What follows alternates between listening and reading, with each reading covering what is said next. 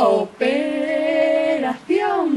pijama de corazón, zapatillas violeta, bata de lunares.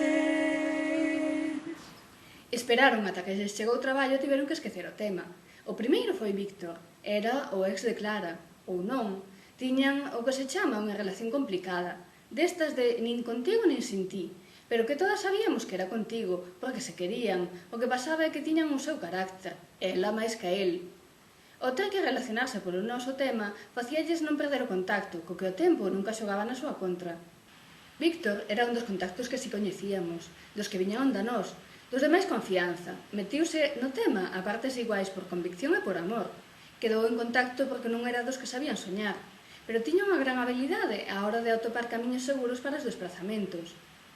«Que pasa?», saudou entrando pola porta. «Que hai?», respondiu Clara. Sempre deixábamos que respondese Clara, para ver en que punto estaban. Se a resposta era «que hai?» ou calquera outra por estilo, a cousa ia ben. Se era máis cariñosa, a cousa ia moi ben. Se non había resposta, mal. E se había unha resposta sarcástica, tormenta segura. Non nos afectaba, pero calculábamos mellor o ton da conversa. Se Clara non estaba, non había tanto problema, salvo que el tratase de involucrarnos nunha reconciliación. Era o que cometemos unha vez e ningunha máis. «Que pasou onte?», preguntou Víctor. «Iso mesmo acabo de preguntar eu. Só sabemos que Rita nos mandou o sinal de alerta e non aparecemos por aquí», respondiu Clara. «Cando veña xa non lo conta», dixo Priscila. «Ah, bueno, pensaba que os pasara algo no medio de...», dixo Víctor con alivio. «Non, nin chegáramos», explicou Xuño. «Había ser calquera cousa. Por sorte, eu non tiña nada onte, hoxe teño dous. Unha ven ás 3 e o outro hai de estar a chegar», dixo Víctor. «Pois aquí estaremos», dixo Clara, finxindo indiferencia. Aínda que se lle notaba que quería estender a conversa o máximo posible. Úrsula decatouse de seguido, e se ela lle notara, era evidente demais. Víctor saiu con calma, como para contemplar a luz da lúa caendo sobre o horizonte. Clara saiu canda el, e sentaron xuntos no lado que daba ao río, ao precipicio. Por ali había ser raro que os vise ninguén. As outras miráronse con comprensión e cunha pequena porcentaxe de envexa. Foi Xuño a que se ocupou do home que chegou primeiro. O sofá de Xuño era unha monada. Tiña un tapizado impecable en cor maquillaxe, verde botella, granate e dourado.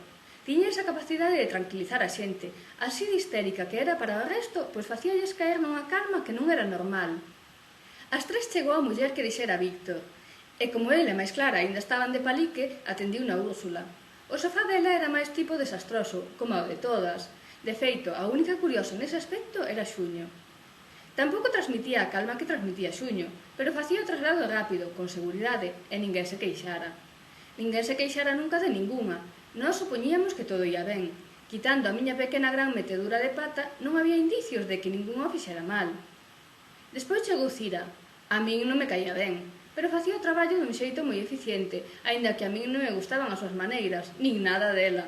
Pero traballaba ben, e había que aguantala. De calquera xeito non era decisión miña ter ou non ter alguén traballando. En realidade, era unha situación moi cómoda, a de non ter decisión sobre nada. Iso era o que facía que os que tiñan tanta ansia de poder seguisen tendo poder. Cira traía dous homes. O dela sempre era máis urxente, máis importante, máis todo que o de ninguén. Era unha desas persoas que se tomaban tantas molestias por facer ben o seu traballo como por facer que todo o mundo soubera o moi ben que o facía. Ela quedaba cos clientes nun punto distinto cada vez, e xuntos viñan cara ao chabolo. Dicía que así era máis seguro. Eu non estaba convencida, pero as outras parecíalles ben, e de calquera xeito non tiñamos nada que opinar sobre como desenvolvía a súa labor. Ela sí. Ela tiña moito que dicir sobre como facíamos nós o noso, e iso que non podía facer viaxes, porque non era capaz de soñar. Aínda que son capaz de apostar a cabeza a que o intentou facer varias veces. Unha vez, pilleina tirando o sofá de Clara costa abaixo. Acabou no río. Tivemos que roubar outro nunha tenda de saldos. Menos mal que Clara non se fixa neses detalles e non se decatou do cambio. Pero estou casi segura de que ela pensaba que o único que facíamos era empurrar o sofá e o resto xa viña só. Estou segura tamén de que o fixo porque pensaba que non servíamos para nada e que podían prescindir de nós. Como viu que non era tan sinxelo, tolerábanos.